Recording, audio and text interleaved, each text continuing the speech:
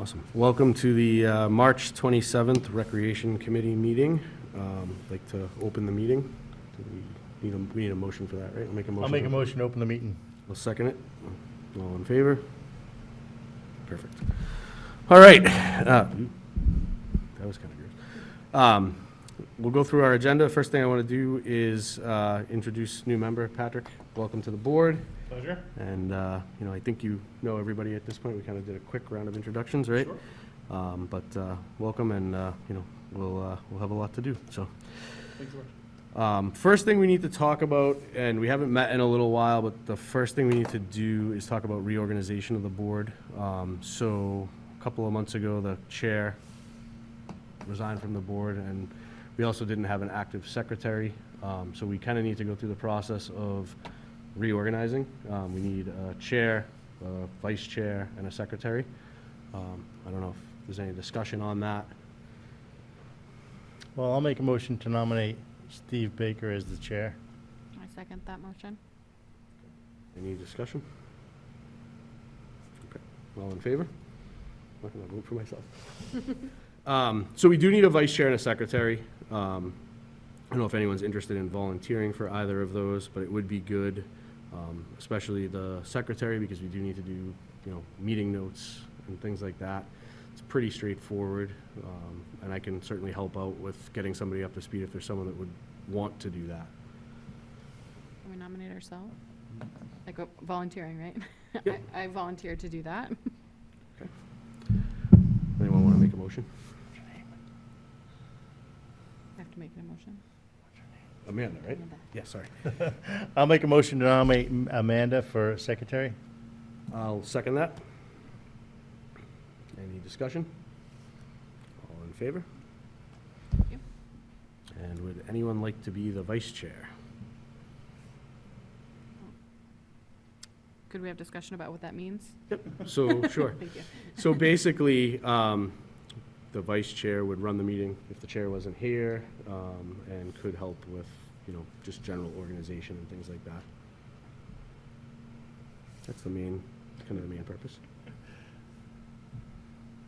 I'll make a motion to nominate Peter, because he's very organized, it seems. All right, I'll second the motion to nominate Patrick. I'll second the motion to nominate Patrick. Sorry, Patrick. I guess we have to have discussion.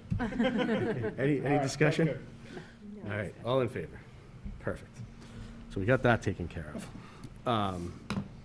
Moving on to future agenda items and planning. So two things I wanted to bring up on that front. And I know Rebecca and I had a conversation a while ago about the agenda in general. And it really would make sense for us as a board to kind of be driving the agenda. So what I would say there is if there's things that you want to talk about, if there's items that we should be thinking about, if you're talking to people, bring them up and we'll put them on the agenda. That way we're kind of, not just relying on stuff that's coming from the town. We're kind of setting our own direction a little bit and things like that. And I'm open to ideas if anyone has ideas or we want to have a discussion around how we could solicit, things that the public was interested in us looking at. I don't know if anyone has any thoughts there, but. Just kind of a organizational thing I think about for the agenda. Is this something like, let's say I have a conversation with someone in the community and I think, oh, that's something we should talk about here. Who or how would I get that to the agenda? Or is that my job as the Nope, secretary? you can send it to me, Okay. and I'll put it on the agenda. Okay. It's probably the easiest way. We do have to post our agendas 48 hours before the meeting. I usually try to do it, and we can talk about that a little bit when we talk about planning, but I usually try to do it, like we meet on Wednesdays right now, I usually try to submit it on Friday. Okay. Sometimes it slips to Monday, but if we don't submit it within 48 hours, we can't meet, so. Okay. So any other thoughts on that in terms of future agenda items, like just how we can go about kind of developing what we want our agenda to look like going forward?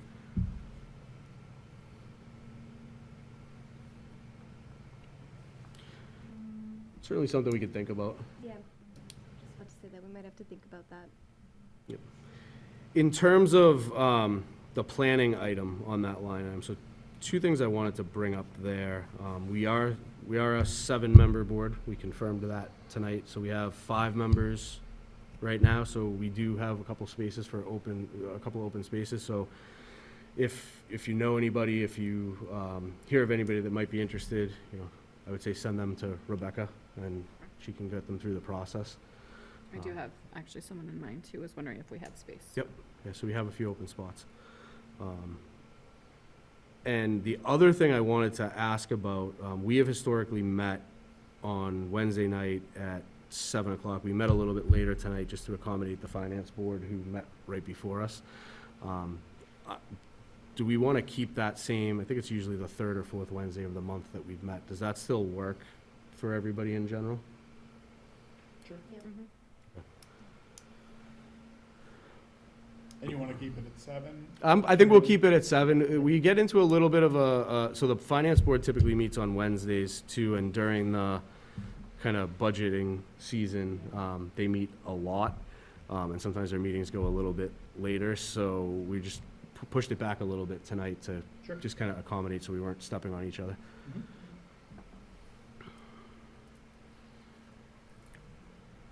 And I think that's all I had for that particular agenda item, unless anybody else has anything else. All right. Update on the Groveland Summer Recreation Program. I know 2 months ago now, we hired a new camp director. I know he's been pretty active on posting and stuff like that. I did speak with him briefly, probably about 3 weeks ago, and offered to have him come to one of our meetings if he wanted to. We couldn't make it happen for tonight, but I think maybe sometime in either at our meeting in April or May, we could have him in if there was any interest. I know they've come in the past and just kind of told us what their plans are, and let us ask some questions. I don't know, Rebecca, if you have any updates from the camp perspective, or the recreation program perspective. Not necessarily. As you had seen, we had some turnover with the role. We had a longstanding director who had been somebody who had taken the camp from when it was originated from half-day, sports-oriented, into a full day with extended and multiple field trips, and it became very popular. We did experience some issues with COVID and the pandemic, and that definitely impacted the numbers and attendance. But we also had some other structural issues in terms of the camp. The fees are the program, the fees are very low, which is something that's a very attractive thing for parents. I know myself, looking for my children, it's very costly, especially if you have multiples. So I know that it can be very attractive to have the lower rates, and so we continued to keep the rates where they were, but we were also, again, still doing Six Flags and still doing Water Country and still doing all of those field trips, and that also doesn't take into consideration the transportation and the Salter buses or the coach buses for the longer field trips with the bathrooms on them. So there were multiple times where we did not necessarily end in the black in terms of our budget. So we did, in fact, get a little bit behind.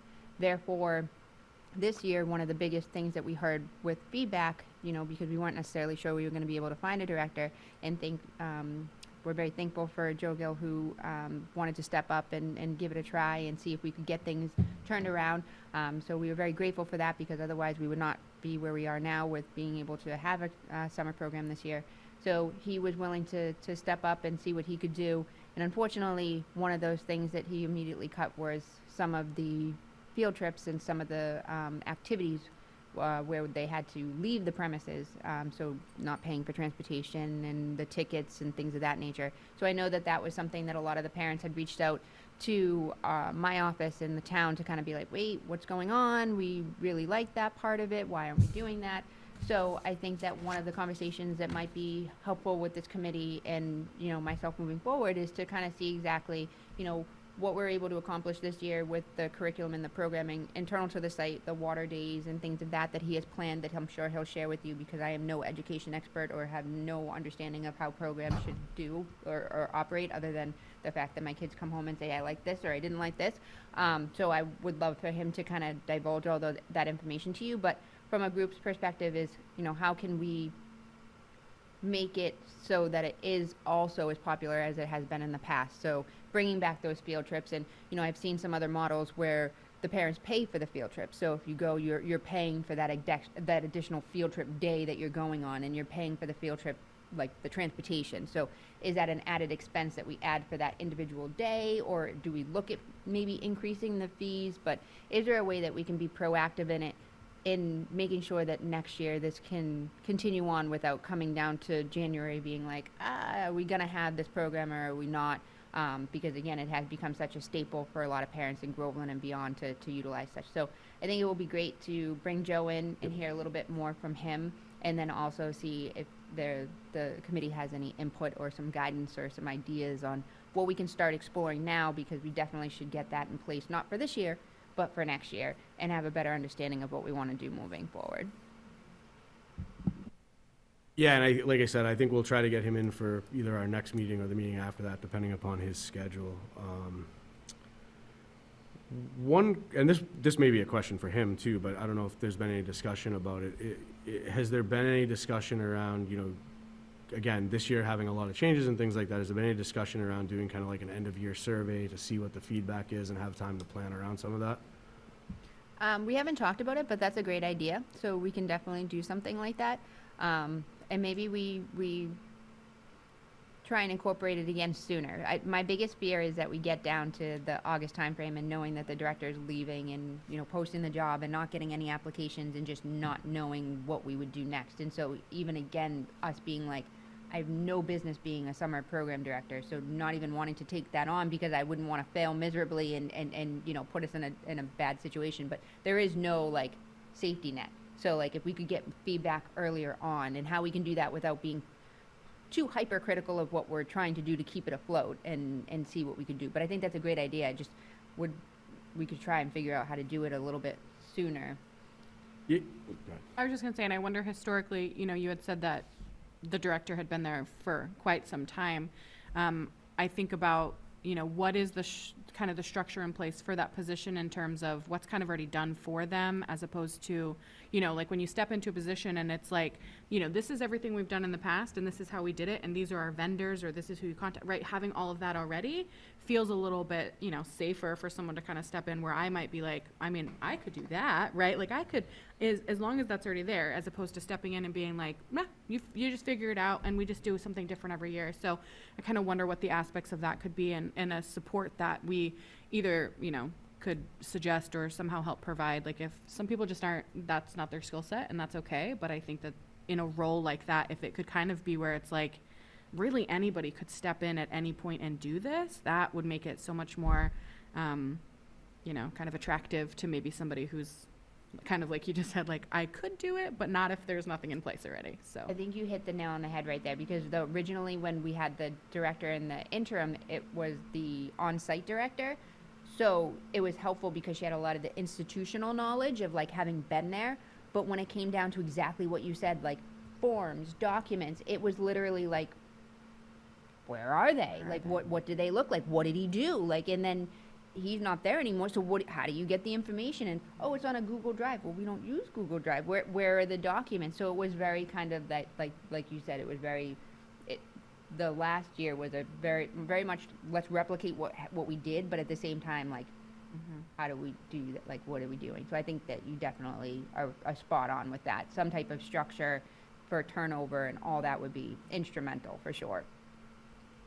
Yeah, kind of some sort of operational manual that a new person could come in and use. I think that's a great idea.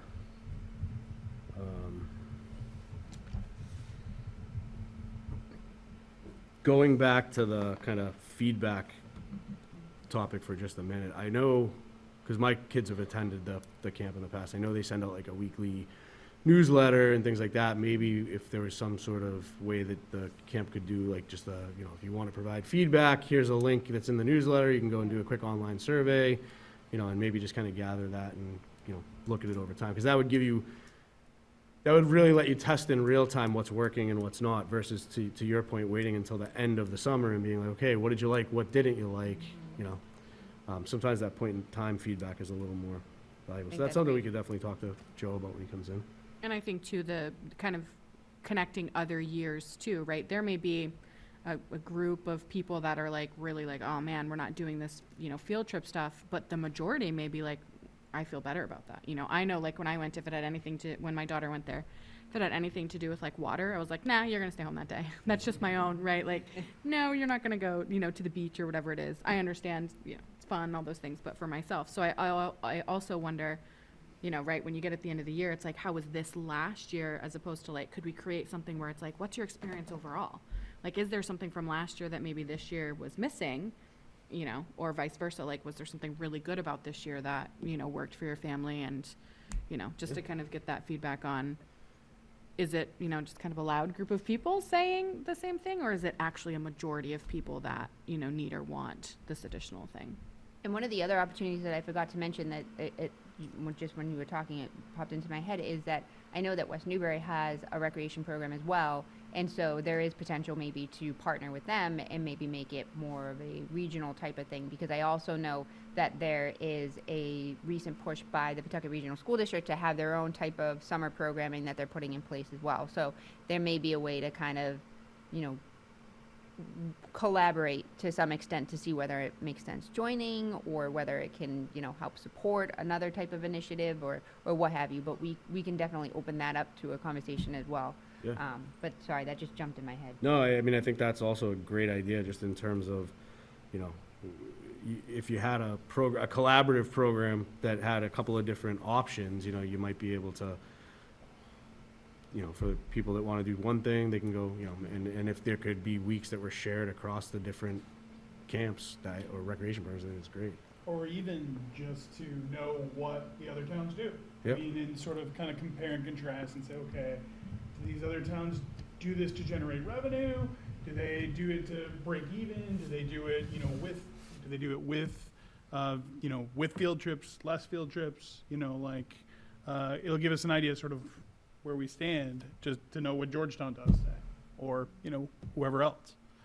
But I hadn't even considered like the thought of maybe the Pentucket, you know, districts could do something together. Like, so, I guess it sounds like we need to just get some more information about what happens. Well, and I think of like resource sharing, right? Right, Maybe for someone has a connection at some, you Or know, place that vendors they or take, yeah, even and like, yeah, so they're like, 100%. oh yeah, we do this, and they give, you know, give us this great deal, or, you know, and if our, you know, town or whatever doesn't know about that, then maybe that's not something we're accessing. Which goes to your point of, you know, making it less burdensome for someone to come on board and Yeah. say, okay, well, now I have all these resources. And less burdensome for you, because I'm sure a lot of it is like, you just tell us what it is, right? And so We'll if you didn't figure it have to out. answer all the questions. Right. Anything else on the summer rec program? Like I said, I'll talk to Joe Gill and see if we can get him in for one of the next couple of meetings. I know my daughter's going this year, so I'll get some firsthand feedback.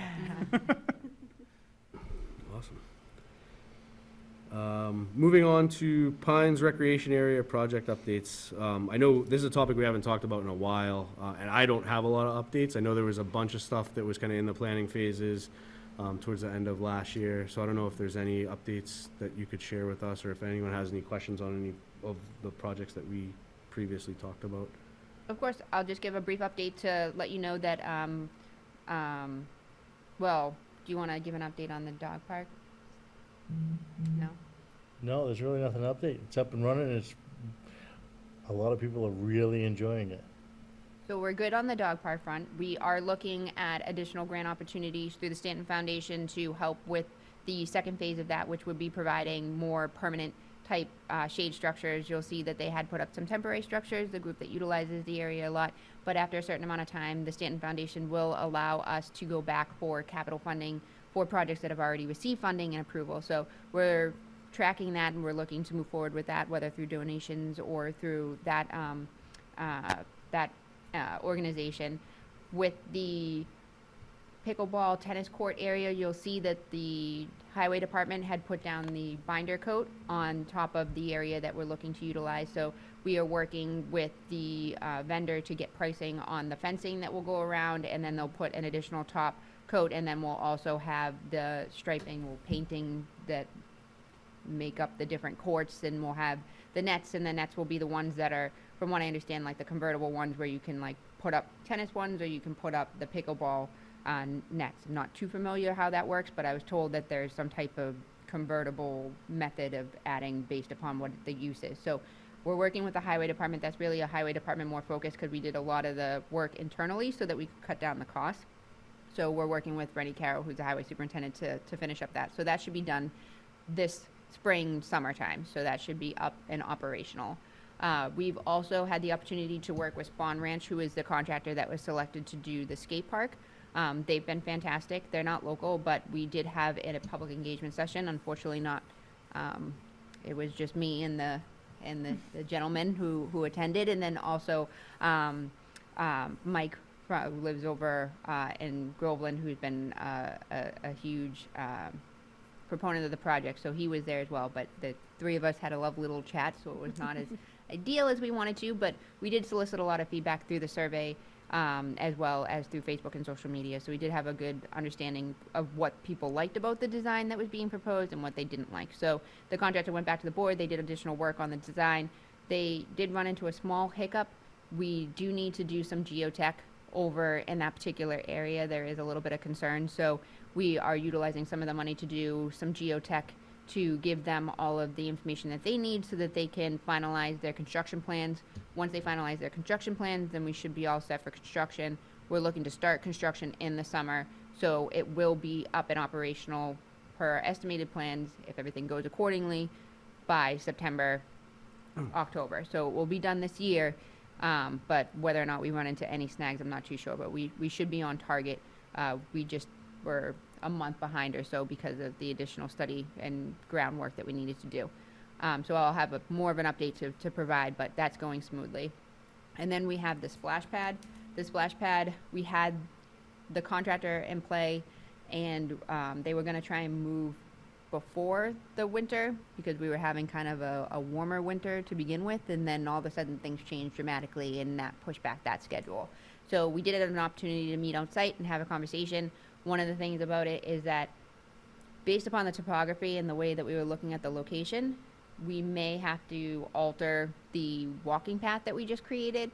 That's not necessarily a bad thing. The contractor that was awarded the job, if you'll see, had not done a great job. We were actually not exactly very thrilled. It needed to be ADA compliant, so there were certain slopes that we need to make or need to meet.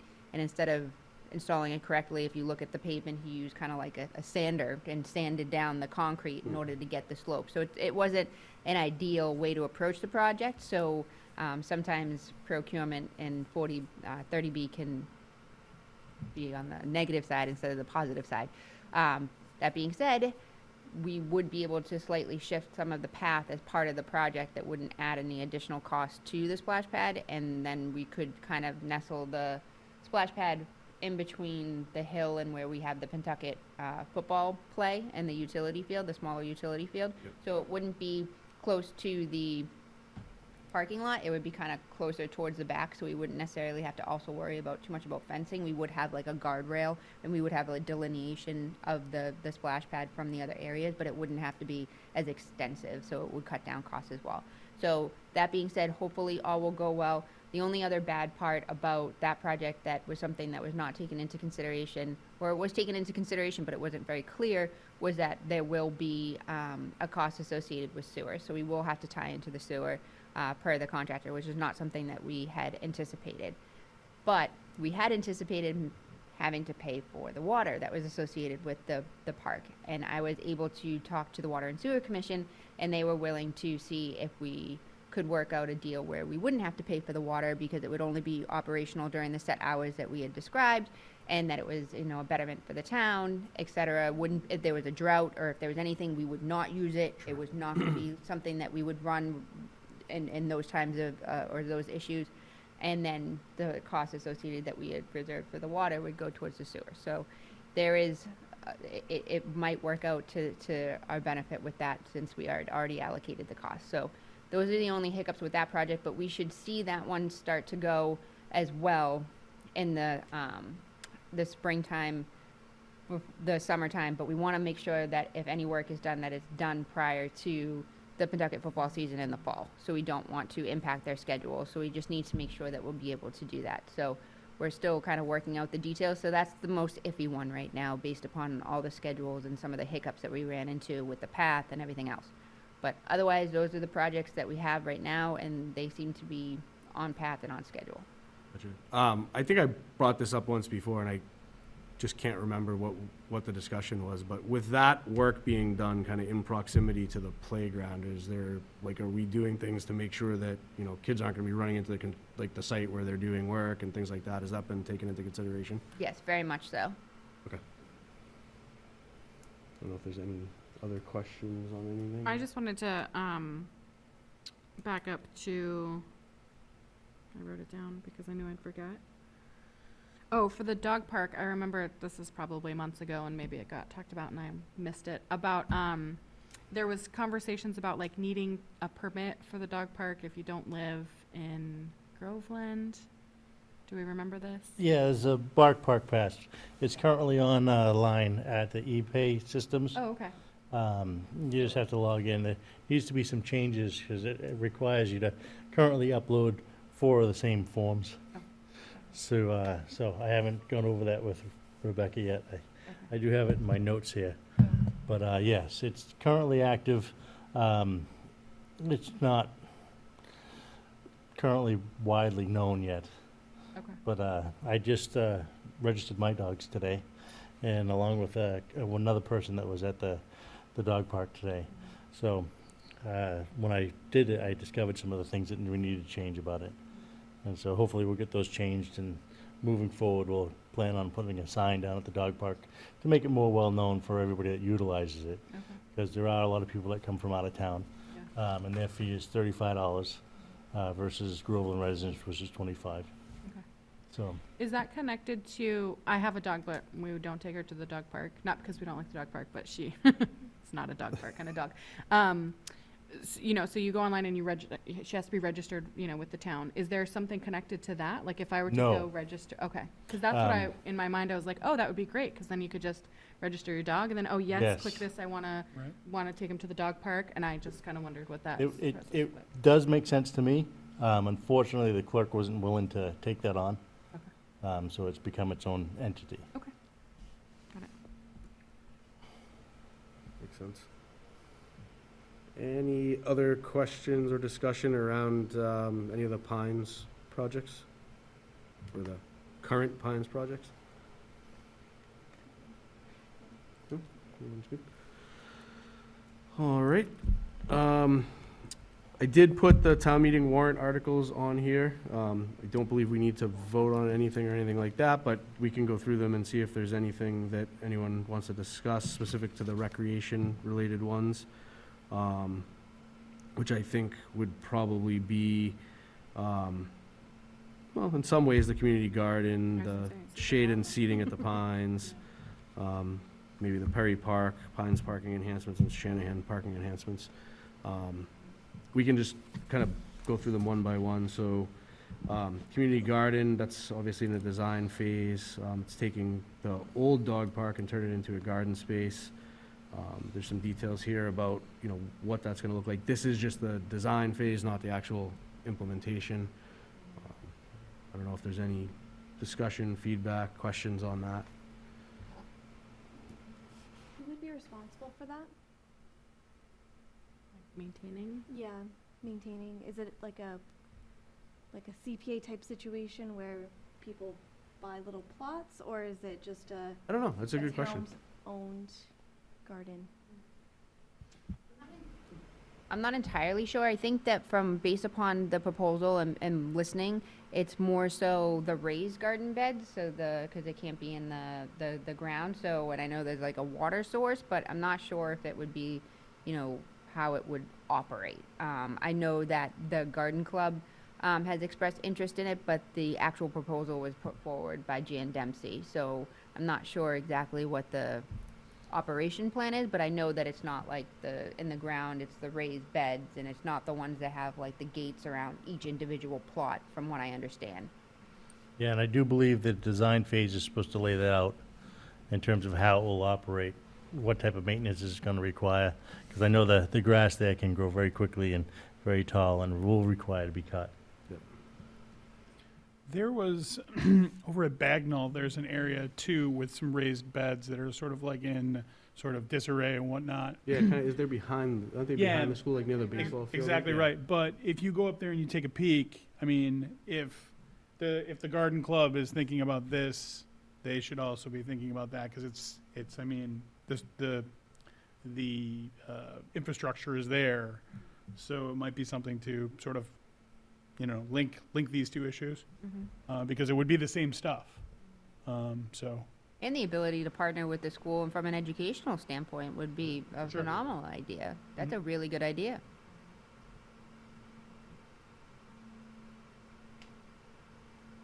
So who would it make sense for us to bring that up to? I would say that it would be Jan Dempsey, who is the one who put forward the proposal to the CPC. Okay.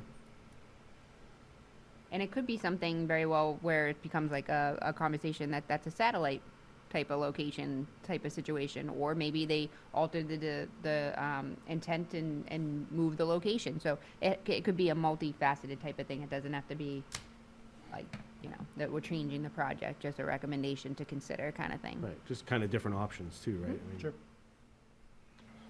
oh, yeah, we can, I can get in touch with Jan Dempsey and just put it on her kind of radar, and then, if she wants to come in and chat about it, or, I think there's volunteer interest with, school parents too. So Yeah. and I mean, I know that the garden club is kind of all about that too. yeah, and I think it's a great, like you said, it's a great opportunity to kind of partner with the school from an educational point of view, where, hey, maybe, they have something going on there, but then maybe there's, go help out down at the one at the Pines too, right? So. Sure. Shade and seating at the, any other discussion on the garden design, community garden design? Shade and seating at the Pines, so this is a project to just put more shade and seating down in that area for people using the playground, splash pad, watching games. I know as a parent, when I'm down there, there's not always somewhere to sit, so I think, I'm definitely in favor of that. I don't know if there's any specific questions on that one, it seems pretty, Is that also still in the design phase, where they're talking about what that might look like, where it might go, or do they already kind of know what we're looking to put in there? We have an understanding of the vicinity of where it will go, so a lot of the feedback from this committee actually, which has started, was to make sure that the shade accommodated an area of the playground. So I guess the structure themselves are getting very warm and unpleasant during the hotter months. So one of the type of sail type oriented structures would be towards with the sun and the orientation over the playground area. So not the entire playground, but the playground area. And then the other, again, it would be more so in between the vicinity of the splash pad and the playground, kind of like in between areas, so that you could either utilize it when you're watching your kid from the playground area, or you're on the splash pad, or even if you're doing the Pentucket football or something like that, so you're not sitting in the car, like you have another area. And so near those benches, near those shade structures, you would also find the benches, so that they would be able to be added. I know the committee at one point has expressed a desire to have the seating internal to the playground, and that was a big conversation.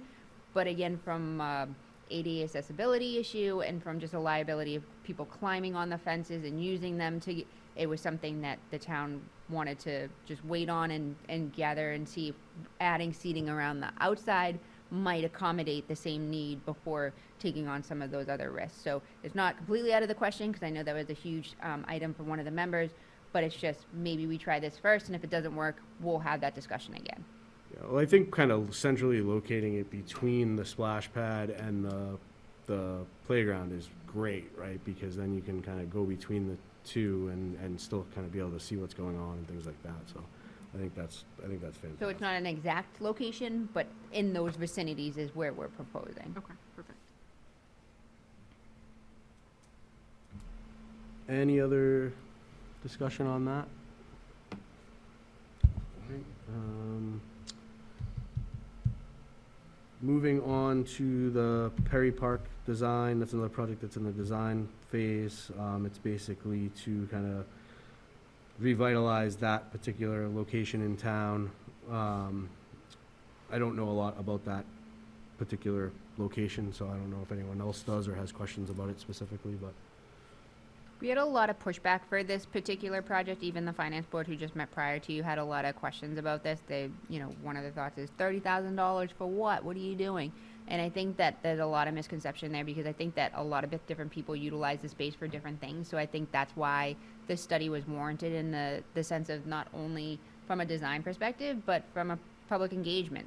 Some people want to see it honestly reconverted back into a small T-ball field with the fence and the backstop and not use it for parking. Then we have other individuals who want to use it for parking. Then we have others who want to use it for more passive recreation where there's a gazebo and sitting and things of that nature. And then others want to kind of see a comprehensive plan of all of it, including the middle strip where you have the monument and how that can be incorporated into both of those and provide another, connection or pathway from that particular area up on the Union Street side coming down and then come and connect to the park, the sidewalk over here and go there. But there's so many different ideas of what people utilize the space for, and there's no one let's do it. So this was a way to, one, have public engagement, two, kind of get a better understanding of what it could look like and how all of those could be incorporated if it was even warranted, while also taking into consideration the potential issue that we have with the invasive species, which is the Japanese knotweed that sits on the edge of the road. And as you can see, somebody whacks it all out and parks there, which is town property and not designated parking. So it's one of those things where it's just there's so many different things going on that the idea was to have a landscape architect help with the public engagement session, narrow down and focusing on an idea and giving us an actual 3D analysis, well, not 3D, conceptual plan that really kind of gives you an understanding of what it could look like. And then the next stage would be all right, so should we move forward with it? It's up to $30,000. We have not gone out for bid. CPC projects don't require you to go out to bid. They require you to get an estimate. So what is allocated is up to whatever's not utilized goes back into the fund. We try and manage it so we encourage people to be mindful of that. So it's not that's what we would spend, but there is a lot of general confusion, what is it for? What are we doing? Is this a special interest group? What is happening? So that's my understanding of it. It was put forward by a resident. I know Jason sits on the CPC, so he can maybe speak a little bit more directly to the conversation, but it wasn't really, this project was to narrow down. To figure out what we're gonna do with the space and what makes sense and what people wanna see there. Yeah. Yeah, because ultimately it is right now underutilized. And so once it has a plan and the plan can move forward, and a big part of that plan is going to be to help get rid of the Japanese knotweed. I'm all for that. Once that stuff gets in your yard, good luck. And so that in itself is well worth the money that's being put up here, because landscape design is very expensive. I know for the dog park, it was $25,000, and that's a much smaller area. Bigger area. So, one follow-up question on this, and then it kind of goes back a little bit to something we were talking about earlier. I think it was the skate park and kind of the public engagement sessions and stuff like that. I don't know if there's, what is the plan to kind of drive people to participate in those sessions? Specifically for this part? I guess we'll talk, because since this is what we're talking about on the agenda, how do we, has there been any discussion about how we're gonna get people to participate in that in those design sessions and things like that? In my experience and working a lot with public engagement, it really is a hit or miss. It's really hard to make sure you get the proper involvement. I mean, we had a comprehensive master plan and we could barely get anybody to provide insight through a survey, whether it be in person at Groveland Day, through their email, through the school newsletter. We tried all the outlets and it just wasn't happening. But then when we had the feasibility study at 150 Center, we received over 200 responses, which for us having received none, that's a pretty big, difference. And then, with the open space and recreation plan that we did a few years ago, again, it was like pulling teeth, and we even did one that was by mail, so then we'd had to tally all those up by hand with the survey online. So it can be very challenging, and you have to be very creative, and you definitely need to find a champion that's willing to get out there and, bribe their friends and, make sure that they're you got to come here, or physically drive them to the event, or, try and get your familiars to try and get anybody they can to come. So it really is a toss-up. There's really no one, at least I have found there's no perfect answer. We try our best a lot of the times, and with the landscape architects, sometimes they can do a little bit more because they can do more with graphics and things, and sometimes that people will see something online and they'll be like, ooh, but then they attend and they're like, yeah, I'm not doing that again. That was nothing. That did, you know, that was just a pretty photo that I didn't, you know what I mean? So Yep. it really is hard to get the engagement and then keep the engagement throughout the process. And the people that were involved in that, when the first survey went out and we got 63 responses, they were happy with that. They were like, that's a fair turnout. So, yeah, public response to all of this is extremely low.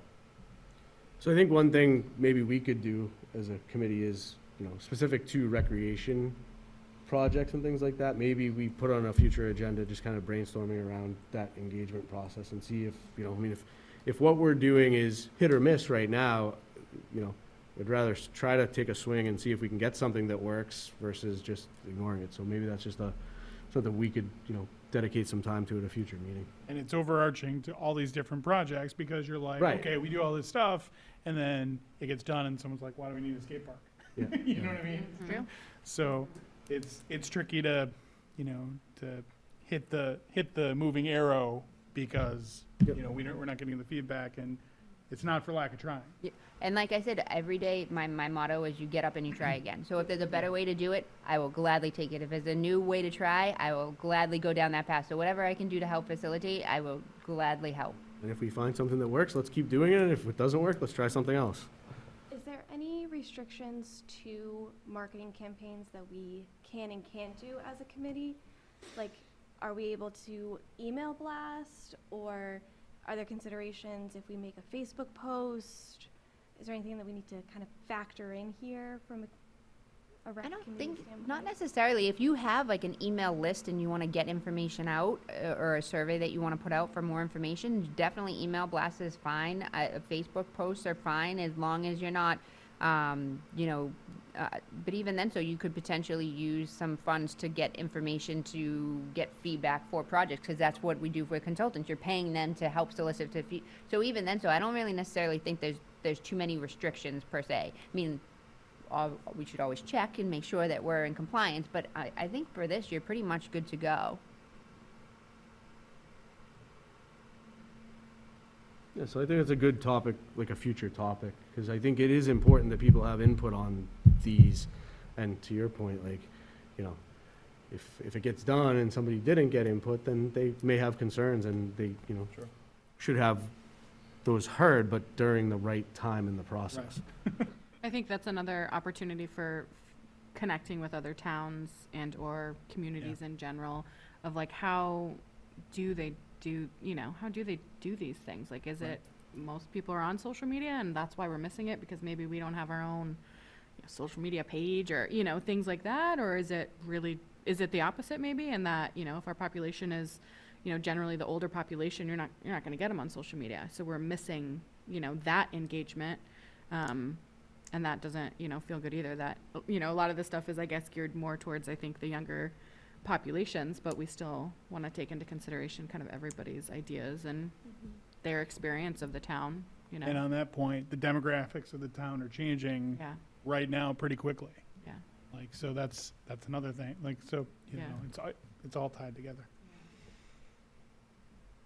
Yeah, and I don't want to get too far off the agenda, but, you know, one thing that just popped in my head while we were talking about that, and I was staring at the screen, is, you know, every board meeting in town is now publicized, is now recorded and played. I mean, I wonder if we could, at the start of a meeting, just flash up an upcoming, like, here's an upcoming schedule for community engagement sessions and things like that. Because, you know, people are watching them, right? Whether they're watching them live or on the Facebook page. I mean, it might just be a way to get a little more awareness out there. Something that popped into my head. All right, let's move on to the Pines parking enhancements. So this is to add additional parking at the Pines. And I think it's gonna be kind of connecting the town hall parking down to the Pines, right? So, obviously, if you've been here when the Pines is busy, it's hard to find parking. So I think it's a good thing. I mean, I don't know if there's any specific questions. I don't know, it's always a little bit scary when you see somebody coming down with 3 kids and they're walking down that hill with strollers. So it would be nice to have it connected properly. I know during, yeah, it was pretty fun, like Groveland Day. Groveland It was Day. kind of just a Back and stream forth. of people, and I felt for some of the people that were pushing strollers back up the hill. So I definitely think that's a good thing. And for that, if I remember correctly, that's not like, there's not going to be a driving path, but a better, safer walking path through that, right? So there'll be a ramp of some sort. We're Okay. not entirely sure of which location because we have design factored into the price, which is why the price is what it is, which will be whether switchbacks or, you know, if you're going this way and then this way in order to get the right slopes in order to get down, because it will need to be ADA compliant as well. So whether it will be on the location closest to the library over in the parking lot that way, or whether it will be further towards the skate park and go down there. So we'll need to make sure that the topography and the slopes are met. So we'll have to wait and see exactly where that is, but yes, it would be like a ramp of some sort to get down. Any other questions or discussions on that particular item? Last one is the Shanahan Field parking. This was something that came up last year and didn't end up getting through town meeting. It's back on this year. Basically to add adequate parking down at Shanahan Field. Right now, if you've ever gone down there on a weekend when soccer is in session, people are parked kind of everywhere on the street and things like that. So in my mind, there's a bit of a safety issue, and you know, especially when you have like little kids running in and out of cars, and you know, if there was ever, you know, somebody to go speeding down that street and hit a car and send it into the field, like that could be bad, right? So I think it's something, you know, I think it's something that we should be looking at and doing, but I don't know if other folks have. Yeah, I remember when this came up in the past, there was an issue with the residents. So there was a civil matter that was being resolved, but it wasn't necessarily the issue. Unfortunately, it was not properly communicated at town meeting, and there was no way for me to speak out and correct the issue without being invited to speak as a non-resident, so I wasn't able to interject, and I don't think many people understood what was happening, but essentially, the area that we're talking about is 2 private properties. It does not impact the project, and it is, if anything, they're encroaching upon our property. So it doesn't have anything to do with anything that we were looking at, and if you see the area, the Knox building, the house, that's a historic society. They own it, and they're a nonprofit. They're not a town agency, and they rent it, and they make income off of it. So there was a proposal to move it because it's in the middle of a parking lot, and we weren't able to do that. So anything that we do would have to be over in order to protect the interest of that particular property owner and make sure that they're not, you know, entering their house as they currently are now, thinking that it's a restroom or things of that nature. The biggest thing for this project is the price. The price is the one that people are very upset about. When this originally came forward, it was over $500,000. The CPC committee reduced the amount before it went to town meeting to 4. So it was already over $500,000 when it first started. So the additional cost that's associated with it was because a lot of people were concerned about the engineering and not having any engineering in place. And so $75,000 is engineering. And then you have another $70,000, which is a project contingency if something were to happen and there's ledge or there's something underneath the parking lot that prohibits drainage or something of that nature, because we don't know. So those are a lot of the other driving costs that people are not associating, like, well, it's just concrete. Well, it's not just concrete, because over a certain amount of square footage, you need drainage, because you don't want the drainage of the parking lot to go off into the field. So when you go to play soccer, you're playing in mud. You want to make sure that it's light, or it has, you know, parking lot lights. So you want to make sure that, you know, it's properly secured. So the police want to make sure that we have lights. So that wasn't something that was part of the proposal. That's a utility. You have to set that up. The trees, people are very upset about the trees. The trees, one of them has already died, and the other is in the process of decaying. So this would remove those trees, but we would plant more trees. So there would be an expense of planting the trees that would be mature enough that would provide the buffer and the screening for the adjacent property owners, and then also to protect the parking lot area. So there's a lot that went into the project that wasn't originally considered. And again, the CPC had already cut that. So when we say $400,000 and it's doubled, it was over $500,000 when it was originally proposed. So it is a lot of money. But the other issue is that we can shortchange it. We could reduce it. We could have the highway department do it all. But the highway department can only do so much. And where this parking lot would be a huge benefit for those who use the field, not just the soccer folks, but in other capacities, whether it be the trail downtown, whether people agree that they'll walk or not walk, I think that we should do it right. But we can obviously just throw some gravel and there'll be other maintenance issues. But why are we continuing to sacrifice when the money is there in order to be utilized for something like this? So that's why it is being proposed again without nitpicking and slashing when we don't know exactly what's out there. And if the price comes down, it goes right back and it's able to be utilized. I think one of the other things hasn't been talked about is the environmental impacts. With the proper drainage and the proper collection of any of the oils and things that the cars leak, you'll be really help saving that from leaking into the environment. And that's probably a big thing for a lot of people. I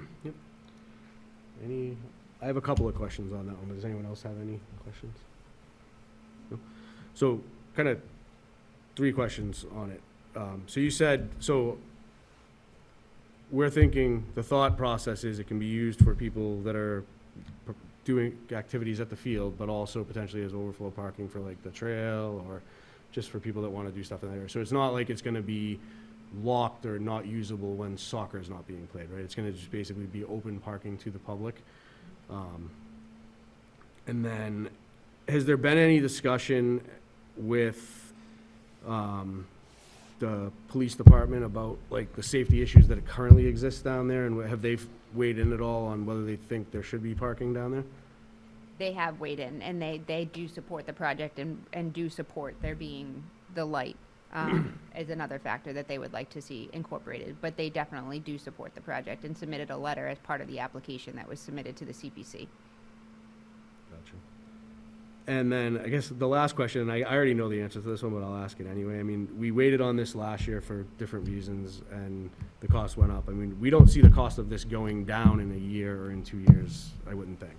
Construction costs are still escalated. I mean, again, we talked about the actual contingency. Yep. We could remove the contingency, but you just don't know. Prevailing wage rates, they only go up. So I don't anticipate the price going down. And again, we could in fact decrease the size, but we're only setting ourselves up to pay more in the future to expand it. So why not do the most we can now and then take smaller chunks later on if we wanted to expand or the Knox building moved. And we could in fact make it a lot cheaper if we did it in-house. But again, we're piecemealing the project together, and for what? For monies that we're gonna have to expend in the long run anyway. Okay, that's kind of just what I was thinking. Any other discussion on that? All right. Moving on then. The next item, basketball clinic. So I was approached by Ben Shaw, who's an individual in town who is also a basketball coach and a PE instructor, I believe, who expressed an interest in potentially partnering with the town to run a basketball clinic. I guess he had originally reached out to the Groveland Youth Basketball, but he's looking to run this program for a slightly older group. So I put it on the agenda just to see if it was something where we were interested in maybe having him come in and talk about what he wanted to do. If that's something we want to do, we can probably put that on the next agenda. I think it's the timing, he's still kind of trying to figure out what that would look like, but he just wanted to see if there was an interest. And I don't know logistically what that would look like from a town perspective, but I thought I'd bring it up to the board and see if there was interest in having him in, and we could do that probably at our next meeting. Yeah, I think Seems so. perfectly reasonable. Mhm. We'll put it on the next agenda. And I'll let him speak to kind of what he has in mind and things like that. Last thing, items not reasonably anticipated at the time of posting. Does anybody have anything that they'd like to bring up?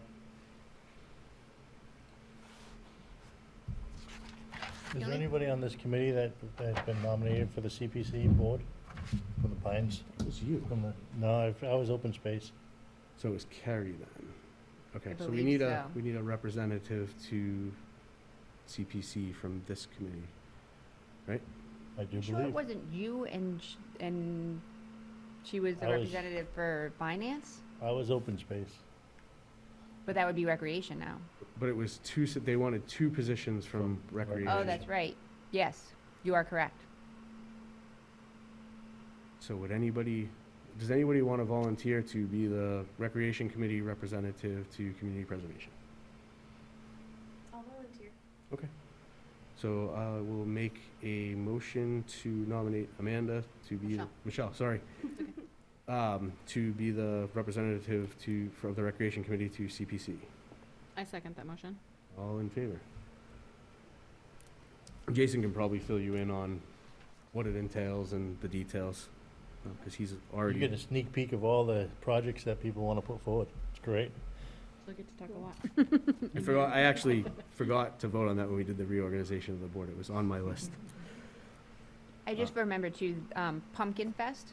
Yes. So we did receive a cultural council award to move forward with our planning efforts. So we are going to have a kickoff meeting and we are going to do it soon.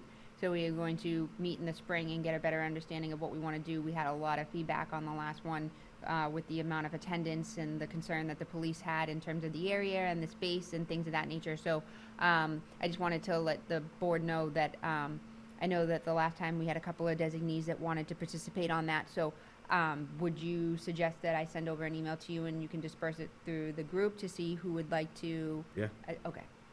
No, I'm 100% interested in helping out with that. It's like one of my favorite events in town, so. But yeah, Yeah, I was gonna kind of ask about like when do we kind of, I know we have some bigger stuff kind of happens in the fall, but when does that kind of, when do we need to be mindful of it in Did it here? too late the last 2 years. Not a We Yeah, couple that's what I was weeks gonna before. say. Yeah, I felt so- like it was like, oh, Pumpkin Fest is next month. How can we support? Okay. We're ready for summer, but at the same time, we will be talking about fall. Yes. Despite that, it was a phenomenal event. it is. It's awesome. Any other items that anyone would like to bring up? All right, then it is, I'll make a motion to adjourn at 8:27 PM. I'll second it. All in favor? I'll let you know.